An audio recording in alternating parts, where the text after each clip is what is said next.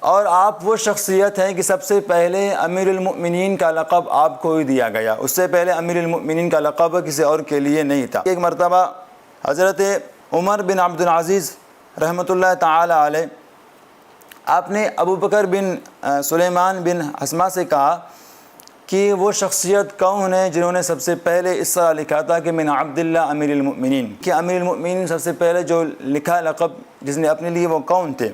تو وہ بیان کرتے ہیں کہ لبیدہ بنت ربیعہ اور عدی بن حاتم یہ ایک مرتبہ مدینہ پاک آئے، اور مدینہ پاک آنے کے بعد مسجد میں آئے اور حضرت عمر بن عاص کو وہاں پایا مسجد میں۔ انہوں نے ان سے کہا ابن عاص کہ آپ امیر المؤمنین سے ہمارے لیے اجازت طلب کریں، ہم ان سے ملنا ہے۔ جب آپ نے یہ نام سنا تو آپ نے کہا کہ اسب تم اسمہو، کہ آپ نے ان کو درست نام دیا ہے، بے شک هو الامیر ونحن المؤمنون، کہ وہ امیر ہے اور ہم مؤمنین ہیں۔ تو اس کے بعد وہ حضرات حضرت عمر کے پاس آئے اور آتے انہوں نے کہا تھا السلام علیکم یا امیر المؤمنین، کہ آپ پر سلامتی ہو امیر المؤمنین۔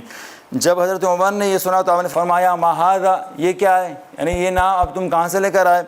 تو انہوں نے کہا کہ انتر امیروں ونحن المؤمنین، کہ آپ امیر ہیں اور ہم مؤمنین ہیں، مسلمان ہیں، اسی لیے ہم نے یہ آپ کو نام دیا ہے۔ تو اس کے بعد خط و کتابت میں بھی اور بولنے میں بھی یہ نام جاری ہو گیا اور آپ کو سب سے پہلے امیر المؤمنین کا لقب دیا گیا۔